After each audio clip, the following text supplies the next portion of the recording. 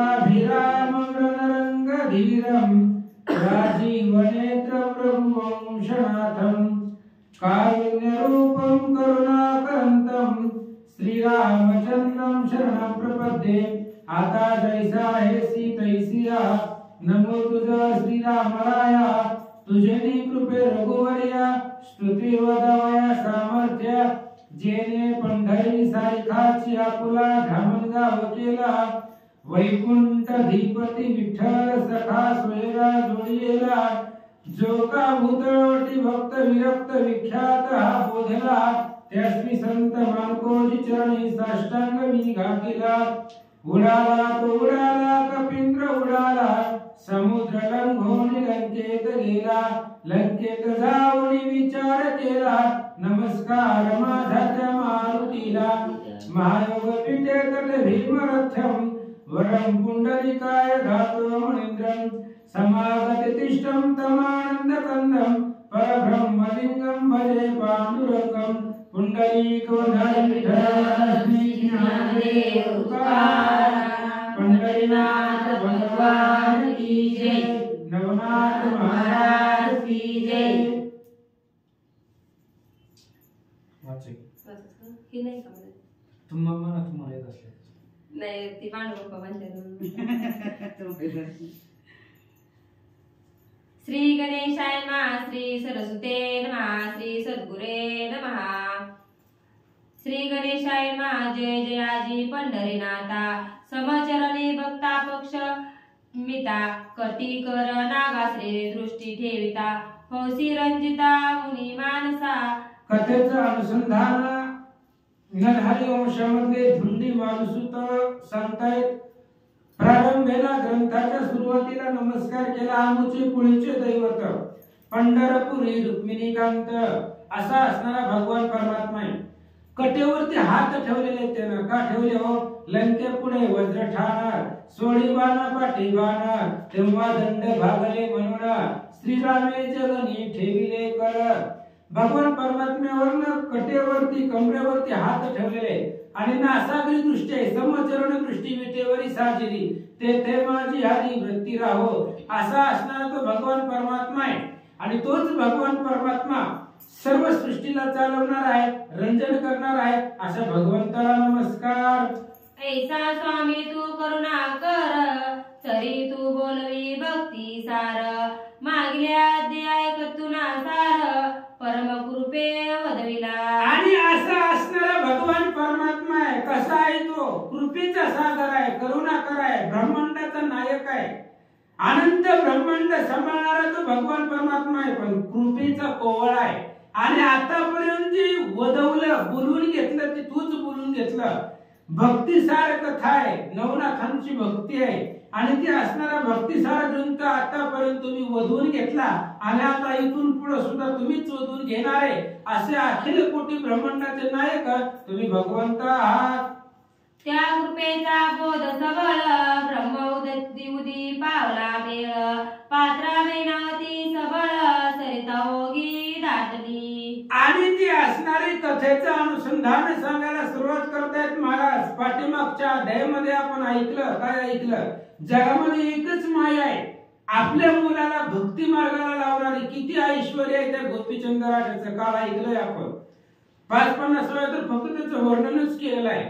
असा राजा आहे पण आईला त्या ठिकाणी मुलाची चिंता वाटली कारण किती जरी सामर्थ्यवान असला तरी काळाच्या आधी तो जाणार आहे जगतामध्ये आमर कुणीच नाहीये कधी ना कधी तो मरणार आहे अशी चिंता मैनावतीला वाटली होती म्हणून हे असणारा आपल्याला तपस्वी दिसतोय गोपीचंद जालिंदरनाथ आणि ह्याच्याकडून भक्ती करून आपल्या मुलाचं कल्याण करावं म्हणून नाथांची भक्ती मैनावतीने केली। ओम नमो ब्रह्मणावरवी दातली परी एक रूप झाली नारी मोहे पुत्राचे परिवारी गुंतलीसी जननी ते। आणि ती ब्रह्मार नावामध्ये दाटली कोण मैनावती काल जालिंदरनाथांनी तिची परीक्षा घेतली भेटीला गेल्याबरोबर उग्र स्वरूप दाखवलं मोठमोठाले पर्वत सुद्धा जालिंदरनाथांनी तिच्यावरती वर्षाव केला पण ती सांगितली तुमच्या हातून मेले तरी मोक्ष आहे कारण तू नाथ आहे आणि भगवंताच्या भक्ताच्या हातून मेलं तरी मोक्ष आहे तिचा निश्चय ठाम होता। पण तो निश्चय होता तो पुत्र मोहासाठी होता आणि आपला मुलगा वाईट मार्गाला जाऊ नये, तो तर वाईट मार्गाला जाणारच नव्हता, तो राजा होता. पण मेल्यावर सुद्धा काही लोक अधोगतीला जातात. मेल्यावरती सद्गतीला जावी आणि चिरंजीव आपला मुलगा व्हावा, मरणपंथाला जाऊ नये असा मोह तिच्या मनामध्ये होता आणि त्या उद्देशानं नाथांची भक्ती केली. मनासी म्हणे हा कैसे त्रिलोचन रायाचे झाले जैसे, त्याची नीती होईल तैसे मम सुताचे काय करू. विचार करू लागली मनामध्ये मैनावती, काय करू. जसं त्रिलोचन राजा गेला तसा माझा मुलगा जर मेला तर कसं करायचं, काय करायचं. त्रिलोचन राजा जेवढं गोपीचंदाचं ऐश्वर्य होतं तेवढंच त्याचं होतं, पण तो मेला, काळाच्या आधीने गेला. त्यामुळे जे जे आकारात ते आले ते नाशात हे पावले. जो जो जन्मलेला आहे तो मरणार आहे. माझा मुलगा सुद्धा एक ना एक दिवस मरणार आहे, तो काळाच्या आधीन जाऊ नये त्याचा मोह मैनावतीला निर्माण झाला. जवळ जवळ पाहे त्या ते दृष्टी, तव तव वियोग वाटे पोटी, हृदय कळोली जठर वेष्टी होत असे मोहाने. आणि जेव्हा जेव्हा गोपीचंद राजाकडे पाहत होती, सर्व इष्ट गोपीचंदाकडे होती, कशाची कमतरता नव्हती. स्वर्गातल्या इंद्राची सुद्धा इष्ट कमी पडल. काल उदाहरण दिली, सूर्याचा रथीचा श्यामकर्ण असावा तसे 1200 घोडे त्याच्यापाशी होते. हजारो हत्ती त्या गोपीचंद राजाकडे इंद्राच्या ऐरावती सारखे होते. आणि एवढी संपत्ती असताना सुद्धा माझा मुलगा काळाच्या आधीन जाऊ नये. जेव्हा जेव्हा गोपीचंद राजाकडे ती मैनावती पाहत होती तेव्हा तेव्हा तिला पुढे काळ दिसत होता. असं सांगतात, अहा पुत्राचे चांगुलपण दिसे जैसा प्रत्यक्ष मदन, परी काय करावे चांगुलपण भस्म होईल स्मशानानी. विचार करू लागली मैनावती, जर मुलाकडे पाहिलं गेलं तर राजेश सुकुमार मदनाचा पुतळा रवी शशिकळा लोकनिया, चंद्र सूर्याचं तेज सुद्धा फिक्क पडल असा माझा मुलगा मदनाचा पुतळा आहे. पण काय करायचं, एक ना एक दिवस स्मशानभूमीमध्ये हात जाळणार आहे. एक मेल्यावरती याला जाळणारच आहे. घरामध्ये किती दिवस ठेवणार आहेत मेल्यावर. त्याच्यामुळं किती जरी सुंदर दिसत असला तरी तो एक ना एक दिवस स्मशानभूमीमध्ये जळणार आहे याची चिंता मैनावतीला वाटू लागले. उत्कृष्टपणे करुणी कष्ट, दाम उगविले अति श्रेष्ठ, परिवर विवळे लागल्या काष्ट, देवी असे काळाग्नी. विचार करू लागली मैनावती, एवढं उभा केलंय गोपीचंदानं, स्वसामर्थ्याने केलंय, कष्टाने केलंय, एवढं सगळं असणारं भव्य दिव्य मंदिर उभा केलंय, पण जाणार आहे. बघा महाभारतातली कौरव पांडव गेले, अजून जमीन तिथंच आहे. जाणार आहे ती. आपण जन्म हे आपण आपलं जी काही जग आहे ही संसार आहे, ही संसार म्हणजे भाड्याचं घर आहे. कधी ना कधी खाली करावं लागणार आहे. त्याची चिंता मैनावतीला होती. तिने विचार करू लागला, एवढं सगळं उभा केले राजानं गोपीचंदानं, जसं वाळलेला लाकडाला अग्नी लागावा आणि तो अग्नी धडधडा जसा जळावा तसं हे सगळं संपून जाणार आहे असा विचार करू लागले. पहा पल्लव पत्र झाड, ती विशाळ लावला पाड, परी गावारी वेचिता बिरुड, उषाची काळ बेसला. उदाहरण दिलेलं आहे. बघा, जसं असणारं झाड लहानाचं मोठं होतं आणि ते वाळल्यानंतर काळी टाकली त्या असणाऱ्या परिसरामध्ये तरी ते झाड उभं जळून जातं. तशा पद्धतीने गोपीचंदानं सर्व ऐश्वर्य निर्माण केलेलं आहे. पण एक ना एक दिवस ही जर राजाच मेला तर त्याचं ऐश्वर्य संपणार आहे. सगळं जे जे दिसते ते सगळं नाशवंत आहे, संपणार आहे असा विचार मैनावती करतात. तन्ने दिसून येत वाया जाईल ऐसा सूत, की कदरू लागी चोपट अमृत, फिकरपणे मिरवले. आणि तशा पद्धतीने मला दिसून येतंय हे जे काय असणारा माझा गोपीचंद आहे, सूत आहे, तो सूत सुद्धा मरणार आहे, वाया जाणार आहे. देहात सार्थक काय केलं, जन्माला आला, ऐश्वर्य भोगलं आणि जन्माल्यानंतर मेला, सार्थक काय केलं जीवनाचं. तुका म्हणे जन्म आल्याचे सार्थक, विठ्ठलाची एक देखणी या. आपल्या संग काही येणार नाही, फक्त आपण केलेलं कर्म आणि आपण केलेली भगवंताची भक्ती तेच बरोबर आहे. जेव्हा यम करील दंड तेव्हा कैसे दावाल तोंड, या लागे तुम्ही अखंड श्रीराम भजन करा की. राम अश्वमेध मध्ये ग्रंथकर्ते सांगतात, बाबा जेव्हा यमदंड करील तेव्हा काय करणार आहे तो, तिथं तुला कोणी सोडवायला येणार नाही. आणि तेच चिन्ह मैनावतीला दिसू लागलेलं आहे. गरुडानं अमृत आणलं आईसाठी, पण अमृत आणून सुद्धा त्याचा काही फायदा झाला नाही. मरण आहे ते काळाच्या अधीन सगळे गेले. तसा माझा मुलगा जाईल असा विचार मैनावती करते. की यज्ञ करुणी कच्चे दुर्गट संजीवनीचा केला पाठ परे देवयानीचा शाप उल्लाट याला व्यर्थ तो झाला. बघा त्या खचानं, खच कोण आहे? बृहस्पतीचा मुलगा आहे. देवगुरु बृहस्पतीचा मुलगा खच आहे. आणि त्या बृहस्पतीने सांगितलं होतं कचाला जा दैत्यगुरु शुक्राचार्य यांच्यापाशी जा आणि विद्या शिक. संजीवनीचा पाठ केला, संजीवनी मंत्र पाठ केला कचानं, पण शेवटी देवयानीने शाप दिला आणि सगळी विद्या वाया गेली. त्या पद्धतीने माझा मुलगा वाया जाईल असं मैनावतीला वाटू लागलं. की सुंदर जाया कर्मधारिणी परिपती वयाचा दागमनी तेवी तो शाशी काळ वेसुनी सकळ जना मिरवला. उदाहरण दिले ग्रंथकर्त्यांनी. सुंदर स्त्री आहे, सुंदर असताना सुद्धा वाईट कर्म आचरण करते, पण तिला भीती कुणाची असते? आपल्या नवऱ्याची असते. स्त्री कोणताही कार्य करत असताना नवऱ्याचा धाक तिच्यावरती असतो. तशा पद्धतीने काळाचा धाक आहे ह्या गोपीचंदाला, प्रत्येकालाच आहे. आणि काळाच्या आधीन जर तो गेला, काळ उशाला घेऊन झोपलेला एक ना एक दिवस काळ आपल्यावरती गाजा घालणार आहे याची भीती मैनावतीला वाटू लागले. की कुसुमशेज मृदुलाकार परी उसा घालून निजे विकार तरी सुखनिद्रेचा व्यापार सुखाला हे केवता. अहो फुलाच्या गादीवरती तुम्ही झोपला, पण उशाला मोठा साप आहे तुमच्या झोप लागल.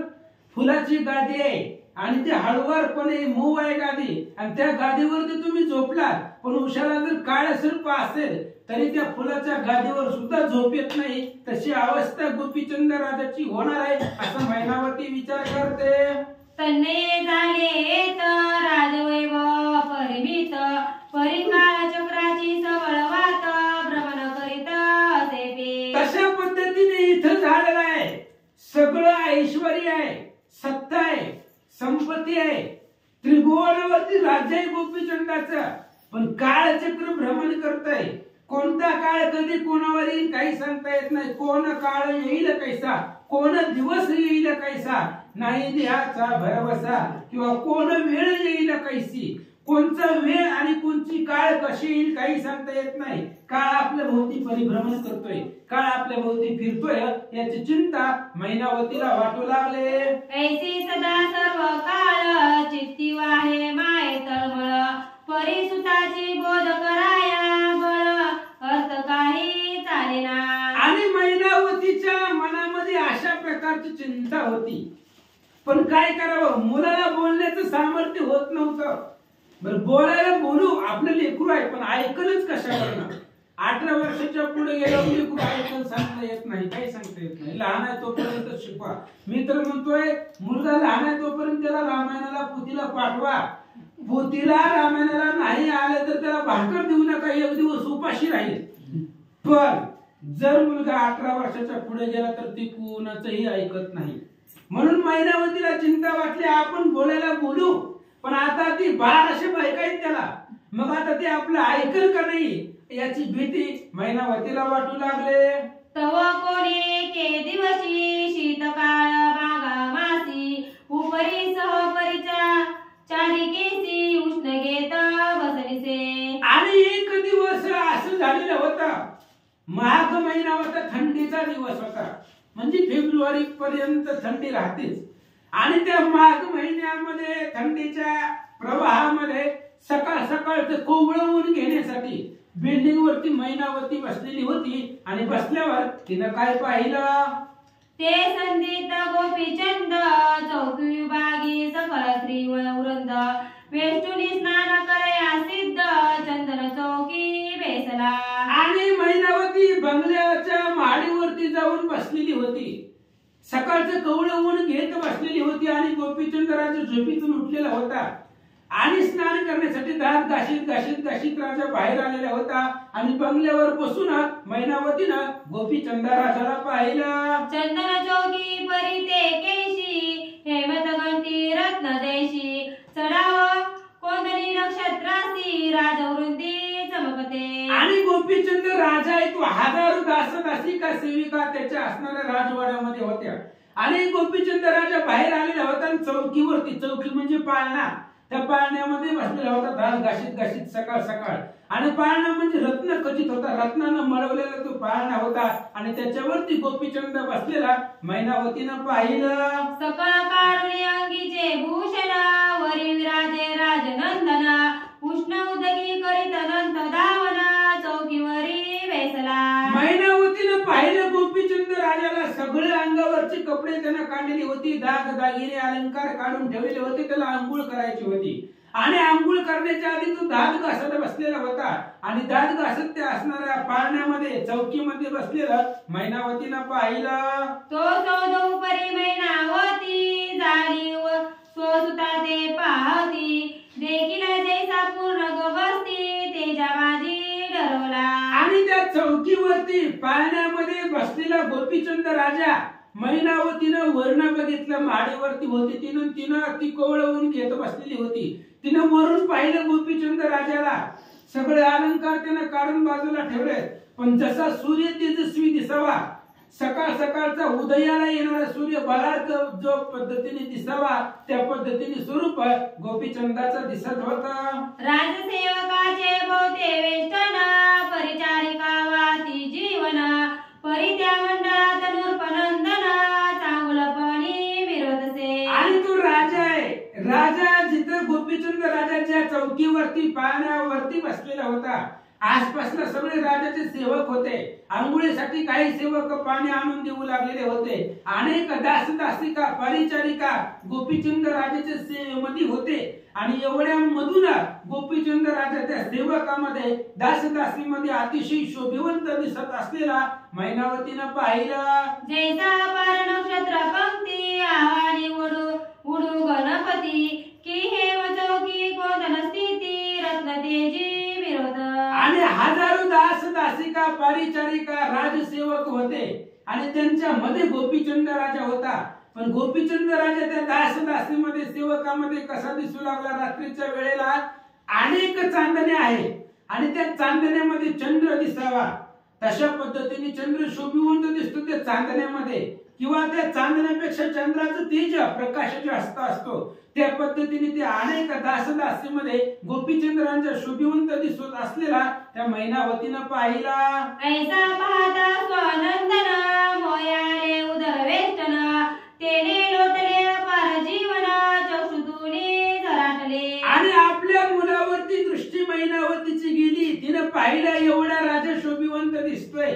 जर तेज पाहिले गेले तर चंद्र सूर्याचं तेज फिक्क पडाल, एवढा स्वरूपवान दिसतोय, मदनाचा पुतळा दिसतोय.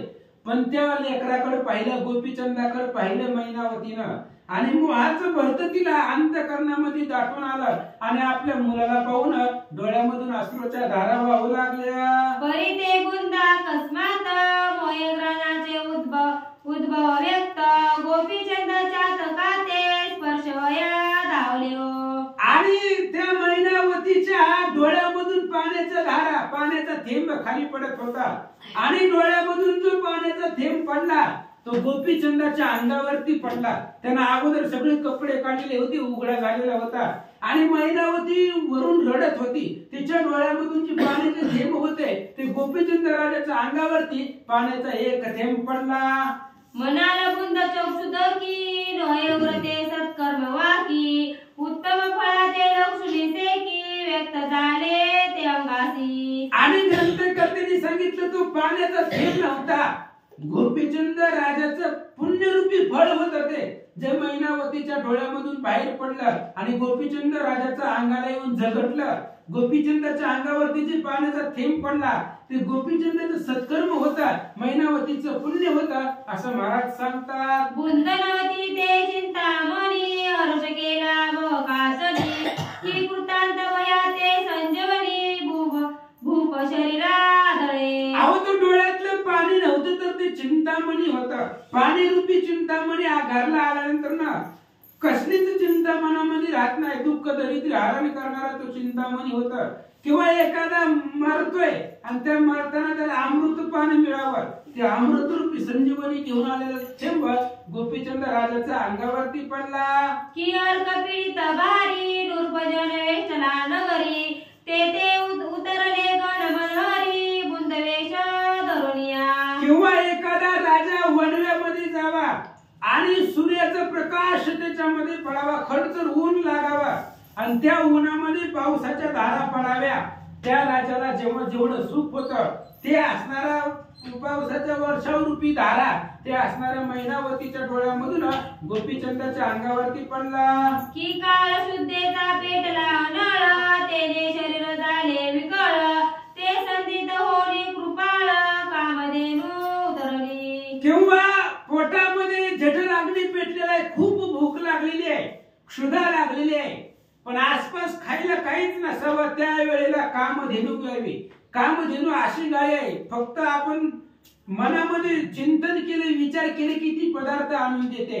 अशी असणारी कामधेनू खूप भूक लागलेली असावी आणि अचानक कामधेनू यावी. त्या पद्धतीने कामधेनू रूपी ही मैनावतीचे अश्रू गोपीचंदाच्या अंगावरती पडले. की दरिद्राचे अति वेष्टन, तैसा येथे मिरवला कुबेर येऊन, तन्नय सुबुध गण राव हृदयी आदळले. एखाद्याला गरिबीने पिंडलेला असावा, दरिद्रेमध्ये वेष्टन झालेला असावा आणि खूप गरिबीमध्ये त्याचं जीवन असावं आणि अचानक कुबेर त्याच्या दारामध्ये यावा. कुबेर कोण आहे? संपत्तीचा मालक आहे. जगामध्ये जेवढी संपत्ती आहे सगळ्या संपत्तीचा मालक कुबेर आहे. देह हे काळाचे, धन कुबेराचे, तेथे मनुष्याचे काय आहे. देह काळाचा आहे, कारण काळ देहाला घेऊन जाणार आहे आणि सगळ्या पैशाचा मालक कुबेर आहे. म्हणून त्या एखाद्या गरिबीला कुबेराची भेट व्हावी, त्याला जेवढा आनंद होतो किंवा कुबेराच्या रूपानं त्याच्याकडे संपत्ती यावी, त्या पद्धतीने तिचे अश्रू जीवन गोपीचंद राजाच्या हृदयावरती आदळले. शरीरी होता बुंदलिप्त, परी उद्भव स्थिती लागली त्यात, म्हणून उदर करून उर्धाते नभा लागी विलोकी. आणि गोपीचंद राजाच्या शरीरावरती कपडा नव्हता आणि अचानक मैनावतीच्या डोळ्यातील पाण्याचा थेंब राजाच्या अंगावरती पडला. काय पडलं आपल्या अंगावरती? गोपीचंदाला जाणवलं आपल्या अंगावर काहीतरी पडलंय. म्हणून ते वर पाहिलं गेलं, काय दिसलं? हृदय होऊन राव शंकित, मने बुंदकेचा उद्भवला येत, तरी अंबर झाले असेल व्यक्त गणमंडळ आगळे. राजाने विचार केला, माझ्या अंगावरती पाणी कसं काय पडलं, कुठून पडलं? म्हणून आकाशाकडे पाहिलं गेलं. त्याला वाटलं असेल पाऊस पडायला, आकाशामध्ये मेघ आलेले असतील आणि अचानक पावसाचा वर्षाव हळूहळू हळू आकाशातून पावसाच्या धारा किंवा रिमझिम पाऊस येतो की काय, असा भास गोपीचंद राजाला वाटला. म्हणून उर्धव करून दृष्टी पाहता झाला नभा पोटी, परी ते निर्मळपणे वृष्टी झाली कोटुनी म्हणत असे. म्हणून गोपीचंद राजानं आभाळाकडे पाहिलं, आकाशाकडे पाहिलं तर सकाळ सकाळ सूर्य उगवलेला होता, कवळं ऊन होतं आणि अशा वेळेला आभाळ नव्हतं, आकाशामधून पाऊस पडत नव्हता. मग आपल्या अंगावरती पाण्याचा थेंब कुठून पडला याचा विचार गोपीचंद राजा करू लागला. ऐसा विचार करिता चित्ती, दृष्टी गोचरी संभविती, तो रुदन करिता बेनावती, निज दृष्टी देखिली. आणि विचार करू लागला राजा, आपल्या अंगावरती पाण्याचा थेंब कसा पडला. आकाशाकडे पाहिलं तर आकाश निर्मळ होतं, तिथूनही पाऊस पडत नाही, जाणवलं त्याला. मग अंगावरती पाणी सांडलं कुठून? त्यानं त्याच्या असणाऱ्या दृष्टीला दिसलं उपरीवरती मैनावती बसलेली आई आणि आपली आई रडत असताना गोपीचंद राजानं पाहिलं. करीत होता दंत धावन, तैसाची उठला नूर्प नंदन, उपरी त्वरा वेगी चढून मातेपाशी पातला. ज्यावेळेस गोपीचंद राजानं पाहिलं आपली आई रडते, याचा अर्थ आईला काहीतरी दुःख झालंय. आईच्या डोळ्यातलं पाणी आपल्या अंगावरती पडलं. दात घासत होता तसाच ते चौकीवरनं पाण्यावरनं उठला, पायऱ्या चढून वर गेला आणि आपल्या आईपाशी जाऊन उभा राहिला. जाताची पदी ठेवणी माता उभा जोडणी हसता, मने सांगजी कोण हसता उचंबळेसा जननी. आणि गोपीचंद राजा गेले आपल्या आईच्या पायावरती त्यानं डोकं ठेवलं, आईच्या चरणाचं दर्शन घेतलं. दोन्ही हात जोडले गोपीचंद राजानं आणि नम्र होऊन आपल्या आईला विचारू लागला, आई काय दुःख झालं तुला, कशामुळे तुझ्या डोळ्यामधून पाणी आलं, कोण तुला काय बोललं मला सांग. माझ्यासारखा तुझे सूत राज्याधीशमयी व्यक्त ऐसा असूनी दुःख पर्वत कोटीने उदेला तव चित्ती. गोपीचंद राजाने विचारलं, आई साहेब काय झालंय फक्त सांगा. अहो माझ्यासारखा मुलगा तुमच्या पोटाला जन्मलाय आणि जर आपल्या आईला दुःख होत असेल तर माझ्या सामर्थ्याचं आणि पुरुषार्थाचं काय करायचंय. माझ्यासारखा मुलगा असताना सुद्धा हे दुःखाचं पर्वत तुमच्यावरती कुठून कोसळला, कोणत्या गोष्टीचं तुम्हाला दुःख झालंय मला सांगा, असं आईला राजा बोलू लागला.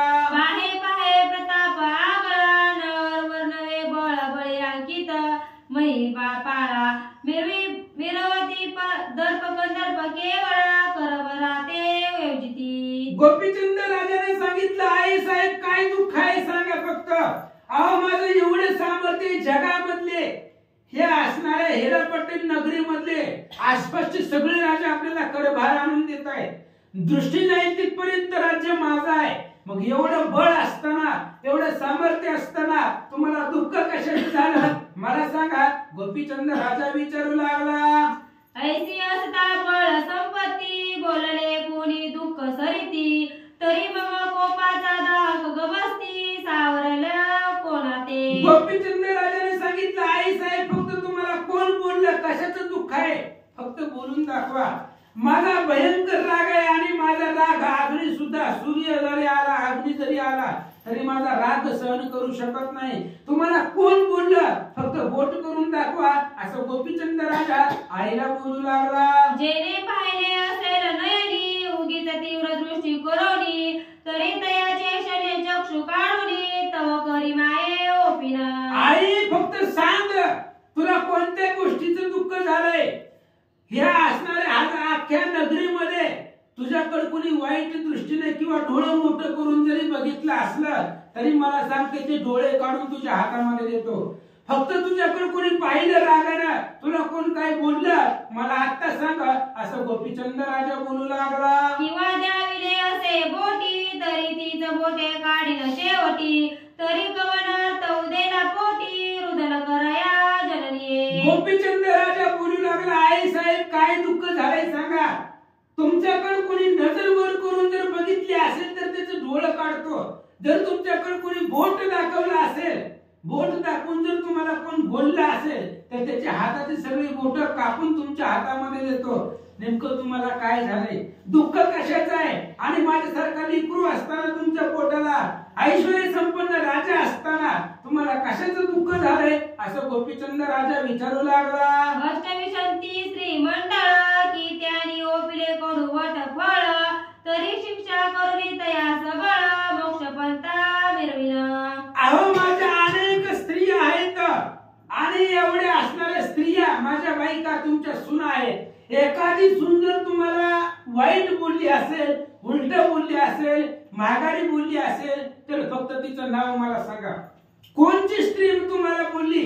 माझ्या असणाऱ्या 1200-1600 ज्या काही स्त्री आहेत त्या स्त्रियांमधली कोणची स्त्री तुम्हाला बोलली तिचं फक्त नाव मला सांगा, असं गोपीचंद बोलू लागला. किंवा माझे दृष्टी सेवेशी उदया पावला अंतरशेशी म्हणून उदय शोकानिशी दर्शविली त्वा माते. आई साहेब तुम्हाला काय दुःख आहे. माझ्या बायका जर तुम्हाला बोलले असतील तर मला सांगा, किंवा माझ्याकडून एखादी चूक झाली असेल, तुझी सेवा करण्यामध्ये अंतर पडला असेल, एखादं कार्य माझ्याकडून घडलं नसेल तरीही मला सांगा. माझ्याकडून जर काही चुकलं असेल, माझ्या बायकोकडून काही चुकलं असेल तर मला सांगा, कोणत्या गोष्टीचं दुःख तुम्हाला झालंय, असं राजा विचारू लागला. तरी कोणता कवन अर्थ माते वंदे प्रांजळवंत कामनिवेदक असेल चित्त तोची वेद निटविनवी. आणि गोपीचंदाने विचारलं, मनामध्ये काय विचार आहे सांगा. कोणत्या गोष्टीचं दुःख तुम्हाला झालेलं आहे. कोणत्याही गोष्टीचं दुःख होऊ द्या, ते दुःखाचं कारण मला सांगा. ते कारण मी मुळापासून संपवीन, मुळापासून ते कारण संपून टाकीन. त्यामुळे काय दुःख मनामध्ये सलतंय मला बोलून दाखव, असं आईला राजा विचारू लागला. मनसील कार्य आहे थोर करू न शके सूत पामर तरी हा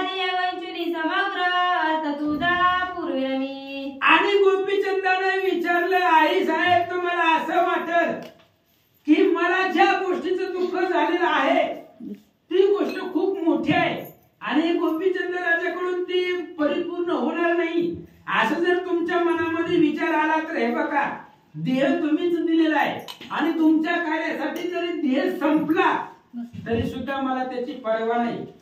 तुला कुठल्या गोष्टीचं दुःख झालं ते सांग, त्या कामासाठी माझा देह जरी गेला तरी चालेल असं राजा विचारू लागला. जरी ऐशा दृष्टी अंतर पडेल काय पोटी, तरी अधिकार समज शेवटी पुत्र धर्म विरवया. अहो पुत्र धर्म आहे, पुत्र ऋण आहे, मी तुमचा ऋणी आहे. कुठलंही संकट तुमच्यावरती येऊ द्या आणि ती संकट जर मी निवारू शकलो नाही तर पुत्र धर्म वाया आहे, व्यर्थ आहे, जन्माला येऊन माझा धिक्कार आहे. जर तुमचं दुःख मला दूर करणं होत नसेल तर माझा पुत्र धर्माचा काही उपयोग नाही असं गोपीचंद राजा आईला बोलू लागला. भगवान तू करे काय थोडी, अवतार मिळविती द्वारे फवाडी, याची नीती तया प्रोडी, निर्माण झालो मी. गोपीचंदाने सांगितलं, आई साहेब आपल्या घरामध्ये राजवाड्यामध्ये कुत्री डुकरी काही कमी आहेत का? त्याच पद्धतीने मी एक आहे बघा. आईला जर दुःख झालं आणि तो जर दुःख मुलापासून निवारण होत नसेल तर कुत्र्यामध्ये डुकरामध्ये आणि मुलामध्ये काही फरक नाही. राजा बोलू लागलेला आहे, कोणत्या गोष्टीचं दुःख झालंय मला सांग, आणि त्या जर दुःखाचं निवारण माझ्याकडून झालं नाही तर कुत्र्याच्या लाईनीमध्ये मी आहे असा राजा बोलू लागला. हा पुत्र धर्म मग कैसा, माता पिता दुःख लेशा, पाहुणी चित्ती परिहरुषा, भुवार तो नरेक. अरे पुत्र धर्म तो वाया आहे.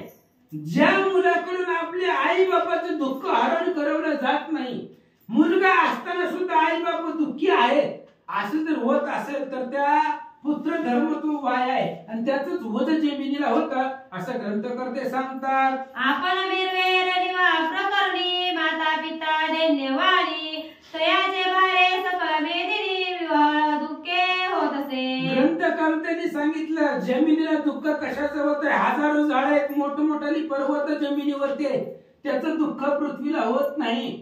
पृथ्वीला त्या गोष्टीचं दुःख होतं. ज्या मुलापासून आई बापाला दुःख होत असेल, जो मुलगा आई बापाला सांभाळत नसेल, मुलगा असताना सुद्धा मुलगा राजासारखा राहतोय आणि आई बापाला गरीबासारखं दैन्यासारखं वृद्ध आश्रमामध्ये ठेवतोय, त्या मुलाचं दुःख जमिनीला होतं असं महाराज सांगतात. कांते लागी शृंगार व्यक्त, माते शिवसनने स्वयाभ्रांत, तयाचे भारी धरा समस्त, विवाह दुःखी होत असे. अहो बायकोला एवढ्या साड्या आहेत, कपाट जरी उघडले तर साड्याचा ढिगारा खाली पडल, एवढ्या साड्या बायकोला आहेत आणि आईला नेसायला एक साधी साडी नाहीये.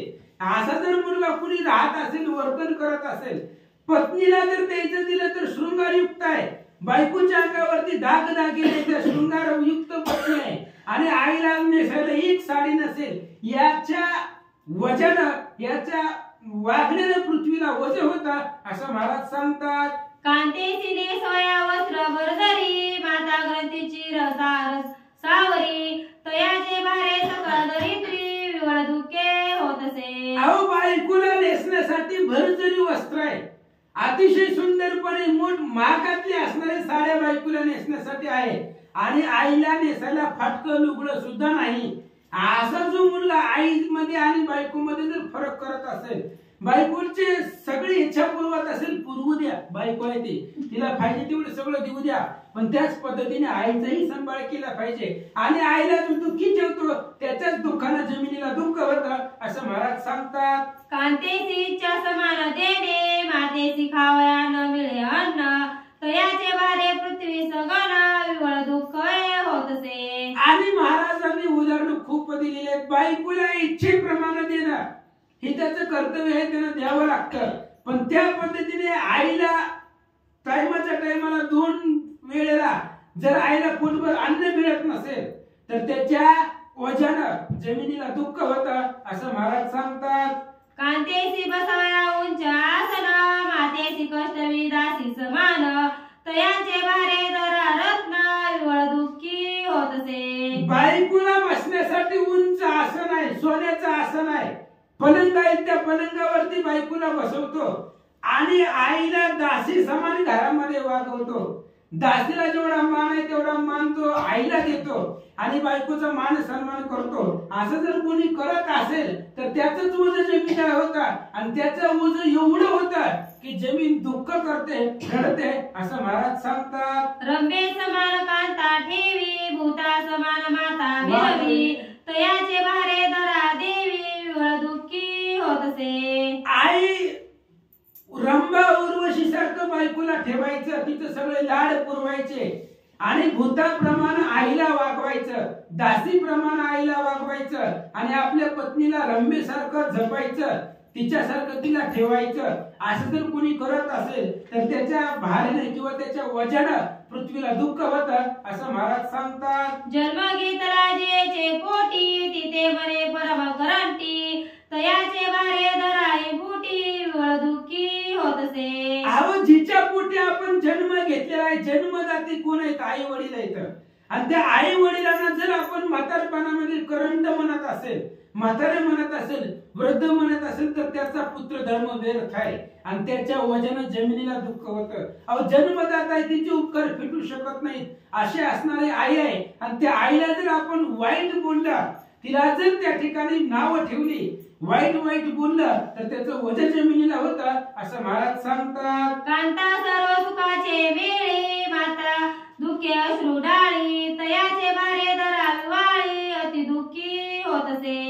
आणि बायकोला सगळं सुख द्यायचं, तिला फक्त बोलल्याबरोबर तिला सगळं प्राप्त करून द्यायचं आणि आईला कुठल्याही प्रकारच्या तिच्या शब्दाला किंमत नाही, तिचं ऐकायचं नाही. आईला टायमाच्या टायमाला चहा नाही, टायमाच्या टायमाला गोळ्या औषधं नाहीत आणि बायकोला फक्त ऑर्डर देईपर्यंत सगळं हजर पोच करायचं. असं जर कोणी वागवत असेल तर त्याच्या वजनात पृथ्वीला दुःख होतं असं महाराज सांगतात. कांते लागी मृदू भाषण मातेची हृदय कोची बाण तयाचे भारे धरा रत्न विवळ दुःख होतसे. बायकोनं काही जरी बोललं तरी ते मऊ वाटायचं आणि आईने हिंदाच्या गोष्टी सांगितल्या की ती कडवट लागायचं. आईने काही जरी बोललं तरी ती विषासारखं तिचे बोल वाटायचे आणि बायकोने शिव्या जरी दिल्या तरी ते अमृतासारखं वाटायचं.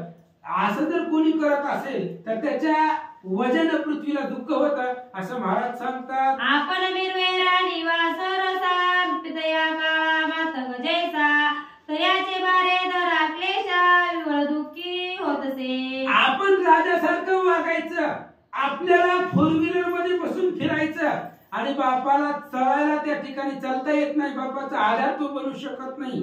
बापाला कुठल्याही एखाद्या झोपडीमध्ये ठेवायचं, त्याचे हाल करायचे, आपण स्वतः राजासारखं वागायचं.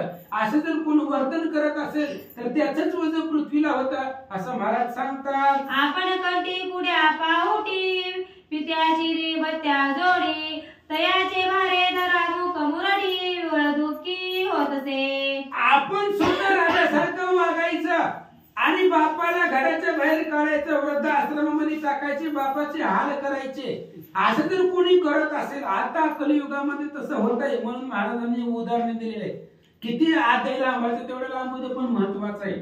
आणि जर कोणी आई वडिलांची हाल अपेक्षा करत असेल तर त्याचं वजन पृथ्वीला होतं आणि त्या वजन पृथ्वी रुदन करते असं महाराज सांगतात. आपण बक्षी सदा सुरसहस्र पितर मागती भिक्षा गदत्र तयाचे भारे धरा रत्न विवळ दुःखी होतसे. अहो आपल्याला स्वतःला खायला मिष्टान नाही, पंचपक्वान्नाचं ताट आपल्याला रोज आहे.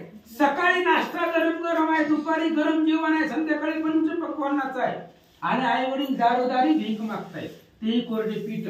असं जर आई बापाला कोणी वागवत असेल, स्वतः पोटभर पंचपक्वान्नाचं घरी जेवायचं आणि आई बापाला दारोदारी भीक मागायला लावायचं तर त्याचं वजन पृथ्वीला होतं असं महाराज सांगतात. तरी ऐसे पुत्र सृष्टी गळावेत गर्भिऊन शेवटी तनय अर्थ पोटी माझा नगरी जननी. गोपीचंद राजाने सांगितलं, आई साहेब बाकीच्या सारखं मला मोजू नका किंवा बाकीच्या सारखं मला मानू नका. अहो असं जर कोणी करत असेल, आई बापाला दुःख देत असेल तर त्याचा गर्भ पोटामध्ये असताना जर नष्ट झाला असता तरी जमलं असतं. जर पुढे जाऊन आपल्यापासून जर आई बापाला दुःख होणार असेल तर तो मुलगा जन्मालाच नसता तरी त्या आईला सुख वाटलं असतं. पण आई साहेब गोपीचंद राजा म्हणतोय, मातोश्री मला बाकीच्या सारखं मानू नका, माझ्या मनात तुमच्या मनामध्ये तो भाव ठेवू नका, फक्त कोणत्या गोष्टीचं दुःख तुम्हाला झालंय मला सांगा, असा राजा विचारू लागला. जे तुझे वेदक मन कामना तयासाठी वेचन प्राणा परिमाये तो वासना पूर्ण करीना निश्चय. आई साहेब फक्त काय मनामध्ये कामना आहे ते सांगा. तुमच्या मनामध्ये काही कामना असू द्या, ती कामना जर पूर्ण करण्यासाठी माझा जीव जरी गेला तरी सुद्धा मी जीव वेचीन, देह माझा या ठिकाणी घालून तुमच्या कार्यासाठी.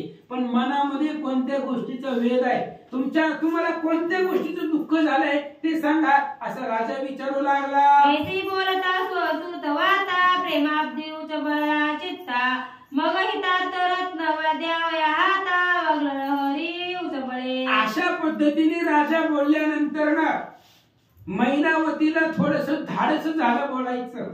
अगोदर शंकावती आता पोरगा आपला ऐकत आहे का नाही, पण ज्यावेळेस पोराने अशी प्रतिज्ञा वाहिली त्यावेळेस तिला विश्वास बसला. आता जर आपण त्याच्या हिताचं सांगितलं तर राजा आपला ऐकेल, म्हणून मनामध्ये हर्ष उचंबळला आणि त्या हर्षाच्या अनुवादानं मैनावती गोपीचंद राजाला काय म्हणते ऐका. मने बारे कवचना प्रेम उदया चळी तू दिव्य रत्न उदय पावलासी चंड किरणा शत्रुतमा निटवया.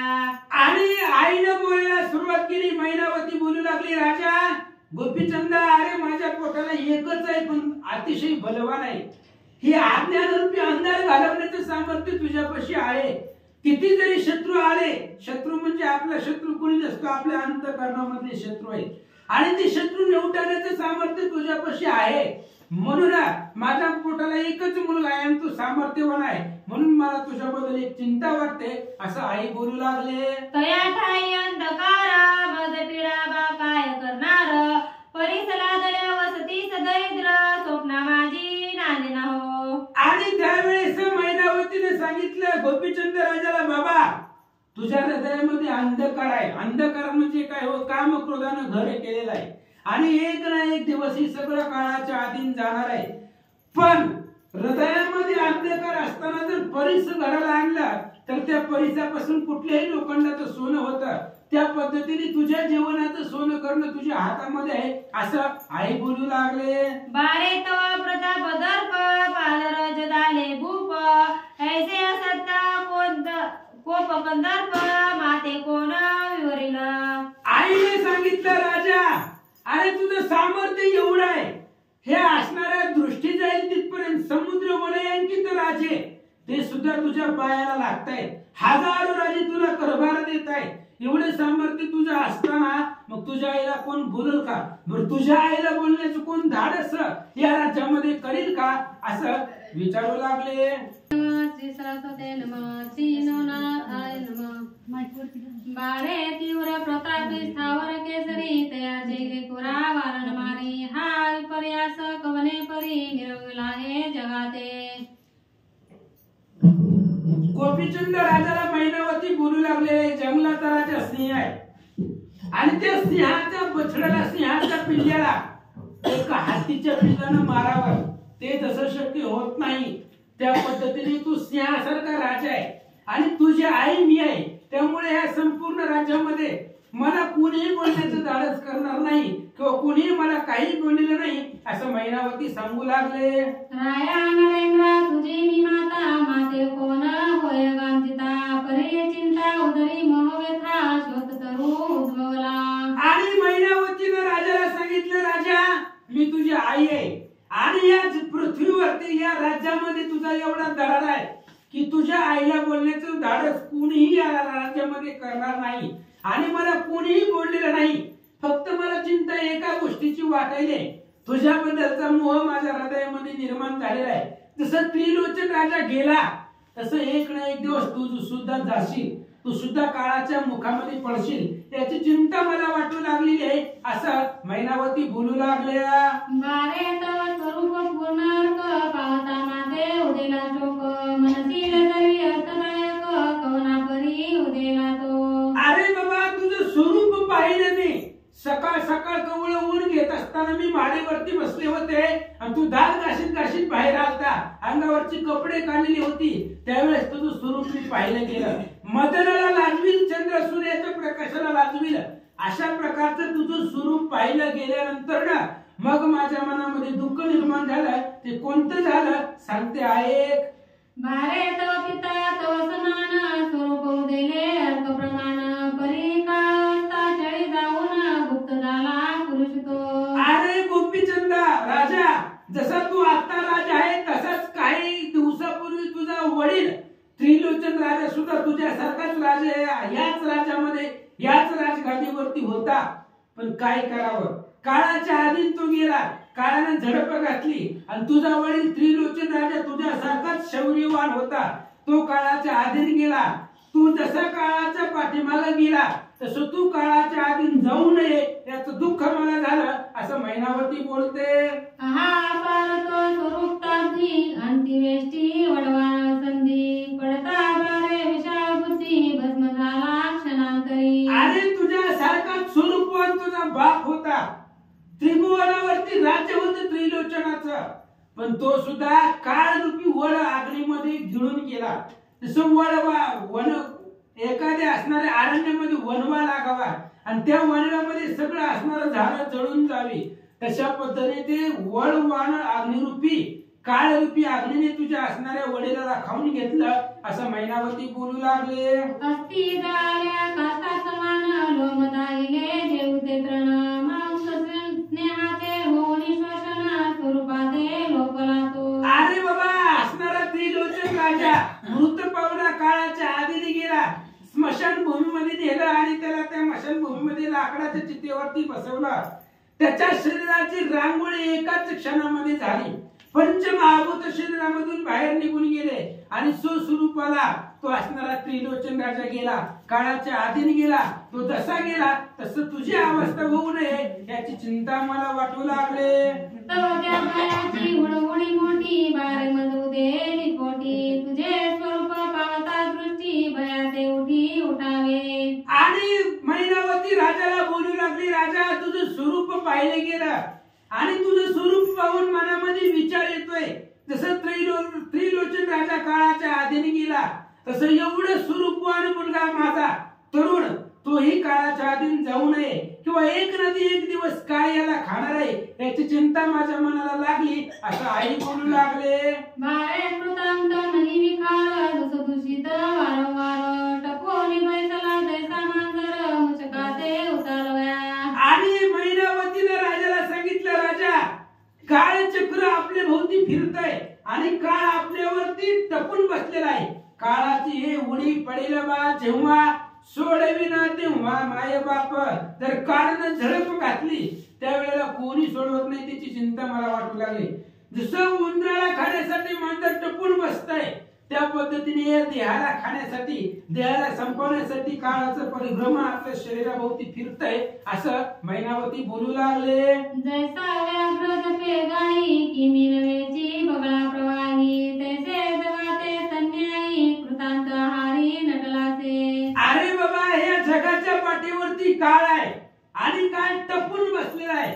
जसं वाघानं गायीवरती झडप घालावी किंवा वाघ गायीला मारण्यासाठी टपलेला असतो, माशाला खाण्यासाठी बगळा एक तटस्थ नजरेने ते बगळ्याचे असणारे एकाग्र चित्त ते माशावरती असते आणि माशा पाण्यामध्ये दिसला की लगेच बगळा त्याच्यावरती झडप घालतो.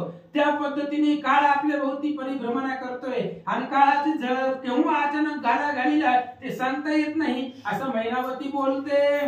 तरी तो व्याघ्र ऐसा सबळ जिंकुनी जावा पिंजरी मिळ बारे तै भयाचा वडवान मग स्पर्शनार नाही देयाते. आणि मैनावतीने सांगितलं, मला सगळ्यात जास्त भीती काळाची आहे आणि मला असं वाटतंय की काळ रूपी वाघाला तू पिंजऱ्यामध्ये टाकावं. सगळ्या जगाला भीती काळाची आहे, मला ही त्याचीच भीती आहे, पण काळाला सुद्धा तू जिंकवावं. तू जर एकदा काळाला जिंकलं मग माझ्या मनामध्ये कुठल्याच प्रकारची शंका मला भीती वाटणार नाही, असं मैनावती बोलू लागले. बारे विकार डंकी सुख दुःख तेची वेचल्या सकळ सुख कंटकी धरल्यास सकळ वच्चिक वेदने ते मिरवेना. अरे बाबा, एखाद्या विकारानं विषारी जर प्राणी घेतला गेला तर त्याचा असणारा दाह संपूर्ण शरीरामध्ये होतो. विंचवाने जर शरीराला चावला गेला तर सगळ्या शरीरामध्ये त्याचं विष उतरतं. विष आणि एखाद्या वेळेस विंचू चावलेला उतरेल पण काळाने घातला कधीही तो असणारा संपणार नाही असं सांगतात. ऐसे परिरतुनी युक्ती सकळ हरावी कृतांत गती व्यर्थ शरीराची माती करू नये जन्मल्याने. आणि म्हणून आई सांगू लागली, मैनावती राजाला बोलते, राजा जीवन जगलं तर काळाला गुलाम कर. काळ तुझ्या सत्ते खाली वागला पाहिजे, नाहीतर हजारो जन्मतात हजारो मरतात. जे जन्मलेले आहे ते सगळं मरणार आहे, काळाच्या अधीन जाणार आहे. पण व्यर्थ जीवनाची माती करू नको. आज तुझ्याकडे सगळं ऐश्वर्य संपत्ती पण ती काळाच्या अधीन जाणार आहे. धन मिळवणी कोटी न कोटी संगे नयरी लंगोटी अशी अवस्था तुझी होऊ नये म्हणून काळाला सुद्धा तू जिंकावा असं मला वाटतंय. मैनावती बोलते, आपण आपुले पहावे हित सारा सार नरदेहात पाहे वश करुणी रघुनाथ चिरंजीव झाला विभीषण. आणि मैनावती सांगू लागली, बाबा विचार कर, आपण विचार कर बघ. असणारा राजा रावणाचा दरारा त्रिभुवनावरती होता पण त्यानं गर्व अहंकार सोडला नाही, काळाच्या अधीन गेला. त्याचाच भाऊ विभीषण आहे. विभीषणानं आपलं हित जाणलं गेलं आणि मग रामचंद्राला शरण गेला आणि आजही विभीषण चिरंजीव आहे. त्याने काळावरती विजय मिळवलेला आहे. तसं तूही काहीतरी करावं, जीवनाचं सार्थक करावं असं मला वाटतंय. पाहे नारद वैष्णव कैसा विष्णू आराधी नरवेशा तो श्री गुरु वरदेशा अमरपणी निरवला. अरे बाबा बघ, असणारा नारद महर्षी जगामध्ये चिरंजीव आहे. जे जगतामध्ये चिरंजीव होऊन गेले, ज्यांना काळाची भीती नाही, त्याचं उदाहरण महिन्यामध्ये लिहू लागले. विभीषण रामचंद्राला शरण गेला, आजही चिरंजीव आहे. नारद महर्षी सदोदित हातामध्ये ब्रह्मवीणा घेऊन भगवान विष्णूचं भजन करतात आणि विष्णूचं स्मरण आलं, काळाला नारद महर्षीने जिंकलं तसं तू जिंकावा असं मैनावती बोलते. त्याची नारदाशी कृपा गण बोलला श्री व्यास मही कारण तेने पिकले ब्रह्मपण शुक महाराज तिसरा. अरे बाबा त्याच नारदाची कृपा झाली कुणावरती? व्यास वाल्मिकावरती. व्यास वाल्मिकांचा गुरु असणारा महर्षी नारद आहे. नारदांचे शिष्य व्यास महाराज आहे आणि व्यास महाराजांनी नारदांच्या कृपेने अथांग 60 लाख श्लोकांचं महाभारत लिहिलं आणि त्या व्यासांचा शिष्य शुक मुनी आहे. ही सगळे चिरंजीव आहेत, अमर आहेत असं मैनावती सांगते.